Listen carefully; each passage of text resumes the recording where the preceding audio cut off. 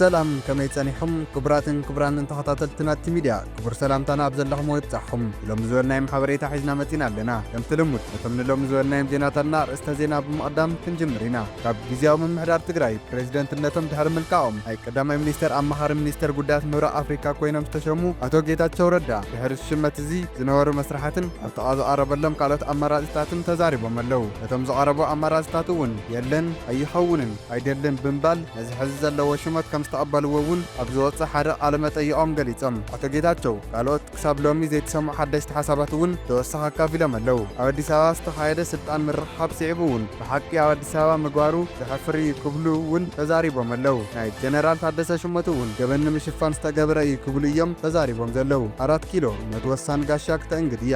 እቲ ጋሻ ናይ መጀመርታ ልኡኽ ትራምፕ ሚኒስቴር ጉዳያት ወፃኢ ማርኮ ሩቢዮ እዮም። ኣብ ቀረባ እዋን ኣብ ኣዲስ ኣበባ ከምርሑ ምዃኖም ናይ ሎሚ ሓበሬታ ይምልክት። ናይ ኣልሸባብ ጦር ምግስጋስን ናብ ርእሰ ከተማ ሶማልያ ሞቃዲሾ ምቕራብን መንግስቲ ሶማልያ ብላዕለዋይ ደረጃ ኣስኪይዎ ኣሎ። ኣልሸባብ ነቲ ንበሽር አልአሰድ ዘባረረ ኣካይዳ ሓይሊ ሶርያን ከምኡውን ኣብ ኣፍጋኒስታን ታሊባን ተመሊሱ ናብ ካቡል ዝኣተወሉ ስትራቴጂ ንምድጋም ናይ ሞትን ሕየትን ተጋድሎ ይገብር ኣሎ።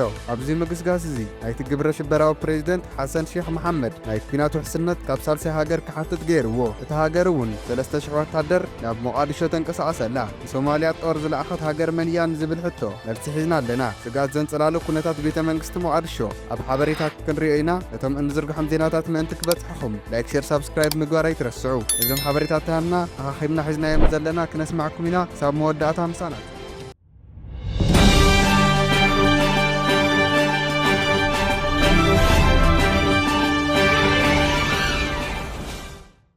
ጌታቸው ዘይተቐበሎ ናይ ቀዳማይ ሚኒስተር ኣማራጺ ኣብ አዲስ አበባ ስልጣን ምርኻብ ምግባሩ ዝሕፍር እዩ ክብሉ አቶ ጌታቸው ገሊፆም። ፕሬዝደንት ናይ ጊዜያዊ ምምሕዳር ትግራይ ዝነበሩ አቶ ጌታቸው ረዳ ተሓለፈ ሚያዝያ 3 2017 ዓ.ም ናይ ቀዳማይ ሚኒስተር ኣማኻሪ ሚኒስተር ጉዳያት ምብራቅ አፍሪካ ክኾኑ ዝተሸሙ ኮይኖም ድሕሪ እዚ ሓድሽ ሽመት እዚ ዝነበሩ መስራሓትን ብሓፈሻ ብዛዕባ እዚ ሓድሽ ሽመት ዘለዎም ኣረኣእያን ዝምልከት መብርሂ ሂቦም። አቶ ጌታቸው እዚ መብርሂ ዝሃቡ ምስ ኤምዲ ዝተባሃለ ሓደ ናይ ኢንተርኔት ሚድያ ኣብ ዝገበሩ ጻኒሕት እዩ። ካብ ትግራይ ወፂኦም ኣዲስ ኣበባ ጻኒሕት ድሕሪ ምግባሮም ቀዳማይ ሚኒስተር አብይ ኣሕመድ እንታይ ክትሰርሕ ትደሊ ኣብ ውድብ ሕብራት ሃገራት ወይ ኣብ ሕብረት አፍሪካ ናይ ስራሕ ቦታ ከዳለወልካ ዶ ኢሎምኒ ነይሮም ክብሉ አቶ ጌታቸው ገሊፆም። በዚ ድማ ኣብ ውድብ ሕብራት ሃገራት ይኹን ኣብ ሕብረት አፍሪካ ጥራሕ ዝኾነ ይኹን ድሕነት ኣብ ዘረጋግጽ መልክዕ ሓደ ዓይነት ቦታ ክትሰርሕ ትኽእል ኢኻ ኢሎም ሓሳብ ኣቕሪቦምለይ ክብሉ ተዛሪቦም። ኩነታት እቲ ክልል እናኸፍአ ክመጽእ ኣሎ።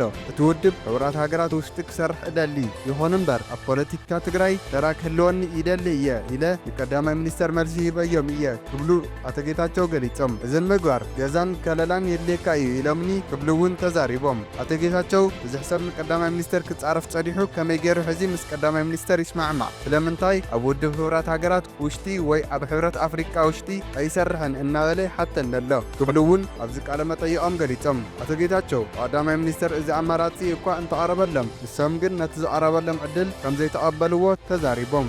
ነዚ እውን ምኽንያት እዩ ክብሉ ተዛሪቦም። አቶ ጌታቸው ኣብ ውድብ ሕብራት ሃገራት ይኹን ኣብ ሕብረት አፍሪካ ውሽጢ ክሰርሑ ዘይደለዩ ኣብ ፖለቲካ ትግራይ ውሽጢ ክጸንሑ ስለ ዝደልዩ ምዃኑ እውን ኣብሪሆም። ኣብዚ መብሪሆም እውን ኣነ ኣብ ፖለቲካ ትግራይ ክጸንሕ ይደሊ ኣብ ፖለቲካ ትግራይ ዘይተዛዘሙ ስራሕቲ ኣለውኒ ንዓይ ፖለቲካ ትግራይ ማለት ፕሬዝደንት ኮይንካ ኣይኮንካን ዝብል ዝውዳእ ወይ ዝተርፍ ፖለቲካ ኣይኮነን። ጀመርክዎ ጉዳይ ኣሎ ውድብ ሕብራት ሃገራት ዝበሃል ወይ ካልኦት ኣህጉራዊ ስራሕ ብዝምልከት ንሳቶም ኣብ ዝኾነ እዋን ክሰርሖ ዝኽእል ስራሕ እዩ ክብሉ እውን ተዛሪቦም። አቶ ጌታቸው ወሲኾም ዝነበረኒ ሓደ ኣማራጺ ኣብ ሓደ ናይ ውድብ ሕብራት ሃገራት ቤት ጽሕፈት ውሽጢ ኣብ ሓደ ናይ ስራሕ ሓላፍነት ኣትዩ ጽቡቕ ደመወዝ እናረኸብካ ናብራ ስደት ምቕጻል እዩ። እንተኾነ ግን ኣነ ንፖለቲካ ትግራይ ጸኒሐ ንህዝቢ ክሰርሕ ኣለኒ ዝብል ጽኑዕ እምነት ስለ ዘለኒ ገዲፈዮ እየ ክብሉ እውን ተዛሪቦም። በዚ መልሶም ንቐዳማይ ሚኒስተር ድሕሪ ምሃቦም ከምኡ እንተኾይኑ ሓደ ዝኾነ ምትዕራይ ወይ ኣወዳድባ ክንፈጥር ኢና ከም ዝተባሃሉ ዝገለጹ አቶ ጌታቸው ድሕሪኡ እቲ ናይ ቀዳማይ ሚኒስተር ኣማኻሪ ጉዳይ ምብራቅ አፍሪካ ዝብል ሓሳብ ከም ዝመጸ ኣፍሊጦም። ቅድም ኢሉ ዝኾነ ምደባ ወይ ኣወዳድባ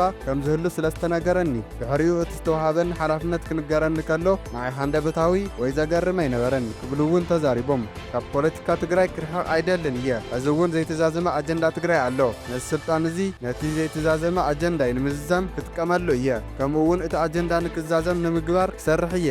ይኹን እምበር ናቲ ዕላማ ነቲ ዘይተዛዘመ ኣጀንዳ ትግራይ መቐጻሊ እዩ ክብሉ እውን ተዛሪቦም። ኣብ ፖለቲካ ትግራይ ውሽጢ ዝሰርሕ እንተኾይነ እቲ ክኸውን ዘለዎ ኣቦ ትግራይ እዩ። ኣቦ ምዃን ድማ ናይ ጸጥታ ድሕንነት ጸገም የኸትል። ኣቦ ምዃነይ ኣብ ልዕለይ ጸገም ከም ዘስዕብ ኣነ እውን ብግቡእ ይፈልጦ እየ። ኣማኻሪ ሚኒስተር ጉዳያት ምብራቕ ኣፍሪካ ኮይነ ክሽየም ከለኹ ኣብዚ ውሽጢ ትግራይ እውን ኢትዮጵያ እውን ብሓፈሻ ትዞባ እውን ስለ ዘሎ ብዝብል እየ ነቲ ሓላፍነት ተቐቢለ እየ ክብሉ እውን መብርሂ ሂቦም። ኣብዚ ቃለ መጠይቖም እውን ቀዳማይ ሚኒስተር ዝተዋሃበና ሓላፍነት ናይ ባዕሎም ናይ ቀዳማይ ሚኒስተር ውሳነ እዩ። ኣነ እውን ዓቕመይ ብዝፈቐዶ መጠን ሓላፍነት ንምውፃእ ክፍትንን እየ ክብሉ ወሲኾም ገሊፆም። ቅድም ኢሉ ካቢነ ጊዜያዊ ምምሕዳር ትግራይ ክጣየሽን ንሶም እውን ፕሬዚደንት እቲ ጊዜያዊ ምምሕዳር ኮይኖም ክሽየሙን ከለዉ ኣብ መንጎምን ዶክተር ደብረጽዮንን ዝተኻየደ ስልጣን ምርኻብ ኣብ መቐለ ክኸውን ከሎ ኣብ ዝቀረባ እዋን ኣብ መንጎ ኣቶ ጌታቸውን ሌተናል ጀነራል ታደሰ ወረደን ዝተኻየደ ስልጣን ምርኻብ ግን ኣብ አዲስ ኣበባ ይተኻይዱ። ኣቶ ጌታቸው ኣብዚ መብርሂኦም እቲ ስልጣን ምርኻብ ኣብ መቐለ ዘይኮነስ ኣብ አዲስ ኣበባ ምዃኑ ዘሕፍር እዩ ክብሉ እውን ተዛሪቦም። ኣብዚ መብርሂኦም እውን ሓቂ ንምዝራብ እቲ ስልጣን ምርኻብ ኣብ አዲስ ኣበባ ምዃኑ ዘሕፍር እዩ።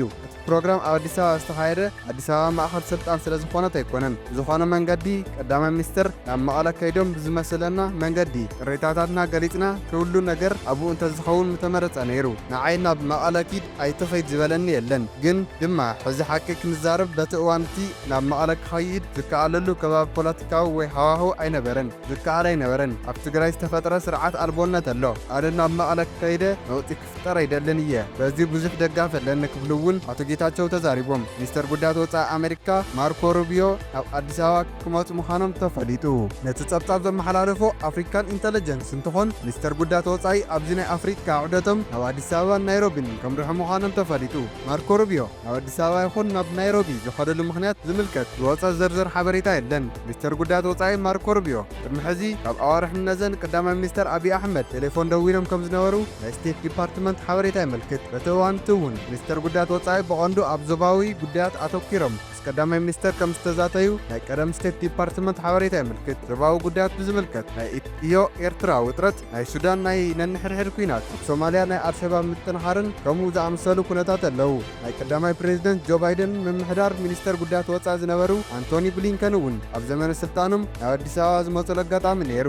ተመሳሳሊ መልክዕ ኣብ ዘመነ ኦባማ ሚኒስተር ጉዳያት ወፃኢ ዝነበሩ ሂላሪ ክሊንተን እውን ኣብ አዲስ ኣበባ ዝተረኸብሉ ኣጋጣሚ ነይሩ። ዞባዊ ኩነታት ብዝምልከት ናይ ኢትዮ ኤርትራ ውጥረት፣ ናይ ሱዳን ናይ ሕድሕድ ኩናት፣ ኣብ ሶማልያ ናይ አልሸባብ ምጥንኻር ከምኡ ዝኣመሰሉ ኩነታት ኣለዉ። መንግስቲ ሞቃዲሾ ተሸቢሩ ይርከብ። ቱርኪ ናይ ወታደራዊ ድሕንነት ውሕስነት ሓቲት ኣሎ። አንካራ ተወሳኺ ጦር ናብ ሶማልያ ኣትያ ትርከብ። ናይ አልሸባብ ጦር ምግስጋስን ናብ ርእሰ ከተማ ሶማልያ ሞቃዲሾ ምቕራብን መንግስቲ ሶማልያ ብላዕለዋይ ደረጃ ዝግይዎ ኣሎ። አልሸባብ እቲ ንበሽር አልአሰድ ዘባረረ ኣካይዳ ሓይዲ ሶርያን ከምኡውን ኣብ ኣፍጋኒስታን ታሊባን ተመሪሱ ናብ ካቡል ዝኣተወሉ ስትራቴጂ ንምድጋም ናይ ሞትን ሕየትን ተጋድሎ ይገብር ኣሎ። ዝሓለፈ ሰሙን ቁልፊ ቦታታት እውን ኣብ ኢዱ ከእቱ ክኢሉ እዩ። እዚ ምግስጋስ እዚ ናይቲ ግብረ ሽበራዊ ፕሬዚደንት ሓሰን ሼክ መሓመድ ናይ ኩናት ውሕስነት ኣብ ሳልሳይ ሃገር ክሓትት ገይርዎ ኣሎ። ኣብ ውሽጢ ሰዓታት ድማ መልሲ ተዋሂብዎ ኣሎ። አንካራ ንሞቃዲሾ ካብ አልሸባብ ንምልሓን ፍሉይ ሓይሊ ኢኻ ትርከብ። ናይ ቱርኪ ኮማንዶ ተኸልተ ናይ አንቶኖቭ ነፈርቲ ኩናት ተፃዒኑ ምዕራፉ ዝተፈልጠ ኮይኑ አንካራ ንሞቃዲሾ ኣብ ኢድ አልሸባብ ከይትወድቕ ንምግባር ተወሳኺ 2500 ወታደራት ቀፂላ ኣብ ውሽጢ ሰዓታት ወይ መዓልትታት ከም ትልእኽዩ ተፈሊጡ ዘሎ። አልሸባብ ኣብ መወዳእታ ዝሓለፈ ሰሙን ኣብ ሰሜናዊ ኣንፈት ካብ ሞቃዲሾ 220 ኪሎ ሜትር ርሒቓ እትርከብ ቁልፍን ወታደራዊ ስትራቴጂካውን ኣገዳስነት ዘለዋ ከተማ ዓደን ያባል ተቆጻጺሩ ይርከብ። ተዋጋእቲ አልሸባብ ብኻሊእ ኣንፈት ናብ ሞቃዲሾ ካብ 30 ኪሎ ሜትር ብዝንእስ ርሕቐት እውን በፂሖም ኣለዉ። ናብ ሞቃዲሾ ዘምርሑ ቀንዲ መንገድታት ትሕተ ቅርጽታት ዝሓዘ ጉጅለ ነታ ርእሰ ከተማ ንምሓዝ ኣብ ምግስጋስ ይርከብ። እቲ ጉጅለ ካብ ጾም ረመዳን ጀሚሩ ንመከላኸሊ ሶማልያ ኣብ ብዙሓት ግንባራት ምውጋእ ዝጀመረ ኮይኑ ነቲ ናይ ሃገር ድኹም ናይ ጸጥታ ክፍተት ምጥቃሙ እውን ክኢሉ እዩ። ኣብ ርእሰ ከተማ ሞቃዲሾ ሓዊሱ ናይ ቦምብን ሞርታርን መጥቃዕትታት ብምክያድ ኣብ ልዕሊ እቲ ናይ ገዛእ ርእሱ ፕሬዚደንት ሓዊሱ መጥቃዕቲ ብምፍጻምን ብርግጽ ዝበሉ ሰባት መቕታልን ክኢሉ እዩ። ሞቃዲሾ ካብ ኣሜሪካን ካብ ሕብረት ኣውሮፓን ዝመጽእ ዝነበረ ሓገዝ ጸጥታ ምልካዩ ብዝንጉዕን ምቁራጽን ንመጥቃዕቲ ዝያዳ ዘቃልዓ ኮይኑ ሕዚ ገጻ ናብታ ኣብ ቀረባ እዋን ወታደራዊ ምትሕባር ዝተፈራረመትላ አንካራ ገይራ ኣላ። ሞቃዲሾ ሕዚ ንህልውናኣ ንቱርኪ ትጽበላ። መንግስቲ ሶማልያ ካብ ሓደ ዓመት ነዘ ምስ ቱርኪ ናይ ባሕሪ ዶብ ናይ ምሕላው ናይ 2 ዓመት ስምምዕ ዝፈረመን ተግባራዊ ዝገበረን ኮይኑ በዚ እውን ናይ ቱርኪ ናይ ባሕሪ ሓይሊ ናይ ኩናት መራኸብ ኣብ ገባግብ እቲ ሃገር ቀሪበን ተሰሊፈን ኣለዋ። እዚ ድማ ነታ ርእሰ ከተማ ንምርሓን ቱርኪ ንሶማልያ ናይ ጸጥታ ውሕስነት ንምሃብ ተሰማሚዓ ጦራ ተንቀሳቐስ እያ ዘላ። እዚ ዝኣተዉ 500 ፍሉያት ኮማንዶታት ሓዊሱ ቀፂሎም ዝመፁ 2500 ወታደራት ኣብ ሞቃዲሾ ናይ መንግስቲ ትካላትን ትሕተ ቅርጽታትን ናይ ከተማ ቁልፍ ቦታታትን ናይ ምሕላው ሓላፍነት ክወስዱ እዮም። ኣብኡ ሓሊፉ ኣንካራ ኣልሸባብ ናብታ ርእሰ ከተማ ከይኣቱ ናይ ምግባር ተራ ተረኪባ ኣላ። ኣንካራ እዚ ክትገብር ከላ ግን ብነፃን ብልባዊ ምሕዝነትን ኣይኮነን። ኣብቲ ቀደም ዝነበረ ናይ 2024 ናይ ጸጥታ ውሕስነት ወታደራዊ ምትሕብባር ስምዕ ኣንካራ ነቲ ናይ ሶማልያ ናይ ባሕሪ ገማግም ናይ ነዳዲ ሃብቲ ንበይና ከም ተውፅኦ ቁልፊ ተዋሂቡ ኣሎ። ኣንካራ ንምርምር ህዋ ሳተላይት መወንጨፍን ሚሳይል መተኮስን ዝኸውን ሰፊሕ መሬት ካብ ሶማልያ ተቐቢላ ኣላ። ኣንካራ ካብ ሞቃዲሾ ዝመፀት ናይ ባዕላ ረብሓ ካብ ኣልሸባብ ንምድሓን እውን ይመስል። ኣቕፍቲ መንግስቲ ሶማልያ ናይ ፕሬዚደንት ሓሰን ሼክ መሓመድ ንኣንካራ 30% ናይ ሶማልያ ሰማያዊ ኢኮኖሚ ኣሕሊፉ መሃቡ ንኣፌታ ይልዕልዎ። ከም ኣቆጻጽራ ኣውሮፓውያን ኣብ 2024 ተሓድሽ ናይ ሕብረት ኣፍሪካ ሰላም ኣኽባሪ ኦብሰም ስምሪት ገና ከይተዛዘመን ንዝባት ኣብ ዝቐጽልሉ ኩነታት ውሽጢ ኣንካራ ወታደራዊ ምትሕብባር ቅድም ኢላ ምስ ሞቃዲሾ ክትተኣሳሰር ክኢላ እያ። እቲ ጽዕንቶ ሕዚ ሰላም ኣኽባሪ ኣብ ዘለዎ እኳ ብፍላይ ንርእሰ ከተማ ናይ ጸጥታ ውሕስነት ንኸተብ ኣኽኢልዋ እዩ። ካብ ጾም ረመዳን ነዘ መንግስቲ ፕሬዚደንት ሓሰን ሼክ መሓመድ ብኣልሸባብ ኣዝዩ ይፍተን ኣሎ። ብፍላይ ኣብ ሻቤል ዞባ ኣልሸባብ ኣዝዩ ምድፍኡ ንፕሬዚደንት ናብ ግንባር ኩናት ንኽኸዱ ዘገድድ ነይሩ።